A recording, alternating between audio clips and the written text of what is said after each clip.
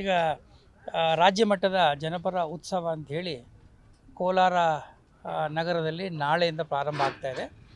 24 ಮತ್ತು 25 ಈ ಒಂದು ಕಾರ್ಯಕ್ರಮದಲ್ಲಿ ರಾಜ್ಯದ ಮೂಲೆ ಮೂಲೆಗಳಿಂದ ಸುಮಾರು 60 ವಿವಿಧ ಕಲಾ ಪ್ರಕಾರದ ತಂಡಗಳು ಭಾಗವಹಿಸ್ತಾ ಇವೆ.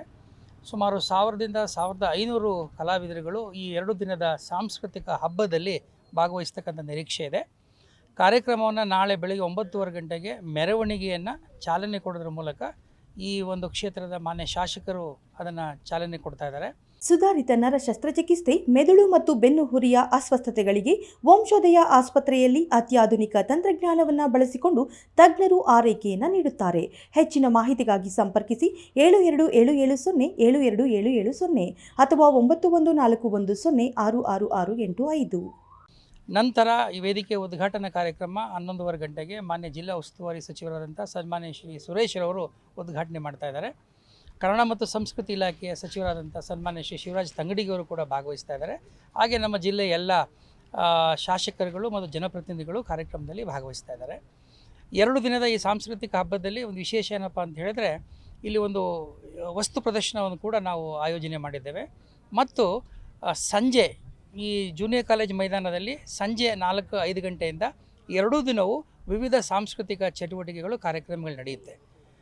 ಟಿ ಚೆನ್ನಯ್ಯ ರಂಗಮಂದಿರದಲ್ಲಿ ಉದ್ಘಾಟನೆಯಾದಂಥ ಕಾರ್ಯಕ್ರಮದಲ್ಲಿ ನಾಳೆ ಮಧ್ಯಾಹ್ನಕ್ಕೆ ರಾಜ್ಯ ಮಟ್ಟದ ಕವಿಗೋಷ್ಠಿ ಇರುತ್ತೆ.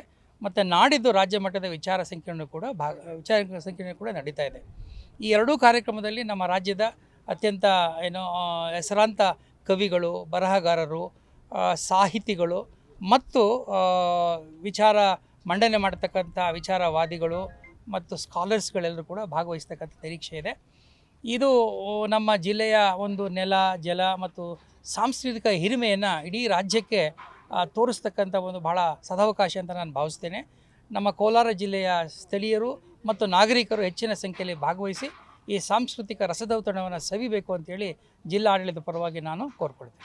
ಈ ಕಾರ್ಯಕ್ರಮ ಸಾಂಸ್ಕೃತಿಕವಾದ ಕಾರ್ಯಕ್ರಮಗಳು, ಜನಪದ ತಂಡಗಳ ಗಾಯನ ಇರುತ್ತದೆ, ಆಮೇಲೆ ನೃತ್ಯ ಇರ್ತದೆ, ನೃತ್ಯ ರೂಪಕಗಳಿದೆ, ನಾಟಕಗಳಿದೆ, ಡಾಕ್ಟರ್ ಅಂಬೇಡ್ಕರ್ ಅವರ ಜೀವನವನ್ನು ಪ್ರತಿಬಿಂಬಿಸ್ತಕ್ಕಂಥ ವಿಶೇಷವಾದ ನಾಟಕಗಳು ಕೂಡ ಇಲ್ಲಿ ಆಗ್ತಾ ಇರುತ್ತೆ. ಮತ್ತು 2ನೇ ದಿನ ಇಲ್ಲಿ ಸಾಕಷ್ಟು ವಿವಿಧ ಕಲಾ ತಂಡಗಳು ಅವರವರ ಜಿಲ್ಲೆಯ ವೈಶಿಷ್ಟ್ಯವನ್ನು ಇಲ್ಲಿ ಒಂದು ಈ ಫ್ಯೂಷನ್ ಥರ ಮಾಡಿಕೊಂಡು ಅದನ್ನು ಕೂಡ ಪ್ರದರ್ಶನ ಮಾಡ್ತಾ ಇದ್ದಾರೆ.